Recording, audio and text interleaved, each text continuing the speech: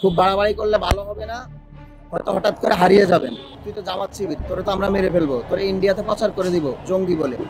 বিভিন্ন সময় বিভিন্ন ফেক আইডি থেকে বা বিভিন্ন নাম্বার থেকে আমাকে অনেক সময় হুমকি ধমকি দিত, কিন্তু আমি ওগুলা অত বেশি কেয়ার করতাম না।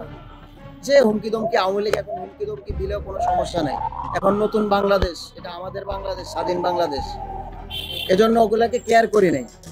তো আমি যেদিন গুম হয়ে যায় বা হারিয়ে যাই, তার 2 দিন আগে একটা নাম্বার থেকে আমাকে হুমকি দেওয়া হচ্ছে যে মামুন ভাই, আপনি কিন্তু খুব বাড়াবাড়ি করতেছেন, খুব বাড়াবাড়ি করলে ভালো হবে না, হয়তো হঠাৎ করে হারিয়ে যাবেন। আমি এটাকে ওইরকম বেশি পাত্তা দেই নাই। ওইরকম ভাবেই মানে আগের মতো ভাবছি আওয়ামী লীগ যতই হুমকি ধমকি দেয় কোনো সমস্যা নেই, কারণ আমরা জুলাইতে আওয়ামী লীগের বন্দুকের সামনে দাঁড়াইছি। তো এখন আর হুমকিতে কি ভয় পাবো?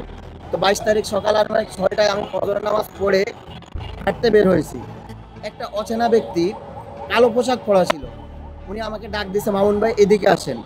তখন আবার হালকা হালকা বৃষ্টি আসতেছে, আবার আকাশটা কিন্তু পুরো অন্ধকার হয়ে গেছে, রাস্তাঘাটে মানুষ খুব কম ছিল। যখন কাঁচা বাজারের সামনে গিয়ে রিক্সাটা দাঁড়াইলো, দাঁড়ানোর সাথে সাথেই একটা হাইস গাড়ি আসলো সাদা।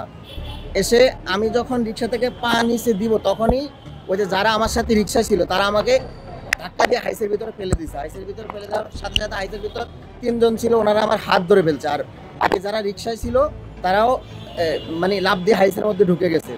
ঢুকে যাওয়ার পরে হাইসের মানে কিছু সেকেন্ডের মধ্যে হাইসের দরজা লাগাই দিয়েছে। লাগাই দেওয়ার পর আমি ওনাদেরকে জিজ্ঞেস করলাম, ভাই আপনারা কারা, আমাকে এমন করতেছেন কেন? মানে আমি খুব দস্তাদস্তি করলাম।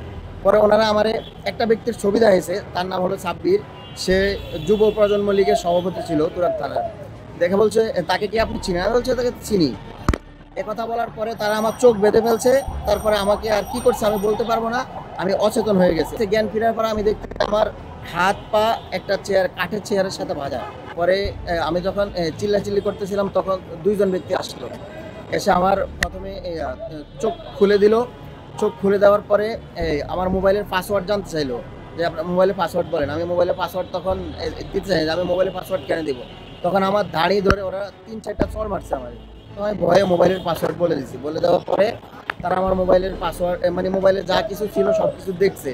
আমি মোবাইলে কার সাথে কথা বলি, ফেসবুকে কি স্ট্যাটাস দেই, বা হোয়াটসঅ্যাপে কাকে কি পাঠাই, মেসেঞ্জারে কাকে কি, ইনস্টাগ্রাম, সব কিছু ওরা চেক করছে। চেক করে বলতেছে, তোর কাছে তো আওয়ামী লীগের সব ডিটেলস আছে, তাহলে তুই এই আওয়ামী লীগের সবগুলা ডিটেলস মিডিয়ারে দেস বা ফেসবুকে পোস্ট করিস। চোখ মুখ বেঁধে আবার চলে গেছে। যাওয়ার পরে আবার তারা আসছে, এসে আমাকে আবার মানে ডাকছে ওরা। ডেকে আমাকে প্রথমে ইয়ে করছে, মানে লাথি দিয়ে চেয়ার থেকে ফেলে দিছে। লাথি দিয়ে চেয়ার থেকে ফেলে দিয়ে বলছে, কিরে তুই না বলছস তুই ছোট নেতা, এখন যে তোর জন্য চারিদিকে মিছিল মিটিং হয়।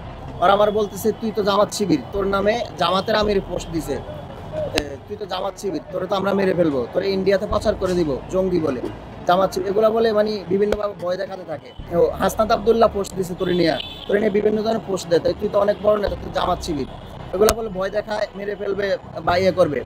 পরে এগুলা বলে তারা আমাকে আর কিছু করে না, আবার চোখ বেঁধে চলে যায়। জ্ঞান ফিরছে, তখন আমি দেখি যে ওই সম্ভবত পূর্বাচল, ওখানে একটা ওই যে মানে ঝোপের মধ্যে আমি কয়েকজন লোক আমাকে ডাকতেছে আর মুখে পানি দিচ্ছে। ওখান থেকে তারা আমারে যখন নাম জিজ্ঞেস করলো, আমি নাম বললাম, ওনারা বললো, ভাই আপনারা তো সারা দেশে মানুষ খুঁজতেছে। ওখান থেকে মনে হয় ওনারা 999 ফোন দিছে, এরপরে পুলিশ গিয়ে আমাকে উদ্ধার করে আনে। দেশে দেশে সবার সাথে দ্য নিউজ।